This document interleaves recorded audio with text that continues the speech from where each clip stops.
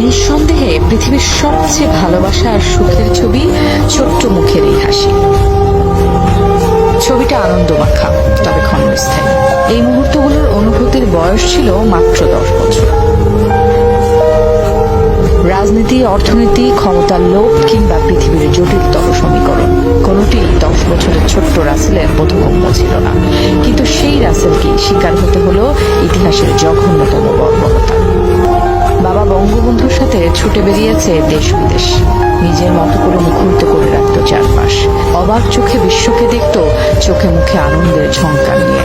বাবা রাষ্ট্রপতি, তাতে কি? দুরন্ত রাসেল শৈশবের উদযাপনে সাইকেল চালিয়েই যেত স্কুলে। আদর আবদারে কখনো রান্নাঘরে বসেই খেত ভাত। পোষা কবুতরকে রাখত পরম যত্নে।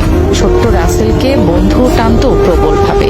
টুঙ্গিপাড়ায় বেড়াতে যাওয়ার সময় সেই বন্ধুদের জন্যই বায়না ধরত পোশাক কিনে নিয়ে যাওয়া। পরিবারের সবার ভীষণ আদরের ছোট্ট মানুষ শেখ রাসেল। বেঁচে থাকলে হয়তো বাংলাদেশকে দিতে পারত অপার সম্ভাবনা।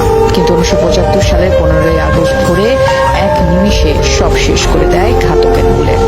ঘাতকরা ঠান্ডা মাথায় হাসতে হাসতে পরিবারের সদস্যদের সাথে গুলি করে হত্যা করে রাসেলকেও। বড় হয়ে শেখ রাসেল হতে পারত বিজ্ঞানী, কবি কিংবা রাজনীতিবিদ, কিন্তু ঘাতকরা সেই সুযোগ আর দেয়নি। ইতিহাস ক্ষমা করবে না, ইতিহাস ভুলে যাবে না এই নির্মম হত্যাকাণ্ড। বঙ্গবন্ধুর হৃদয়ের মানিক, যেখানেই থাকো ভালো থেকো। শুভ জন্মদিন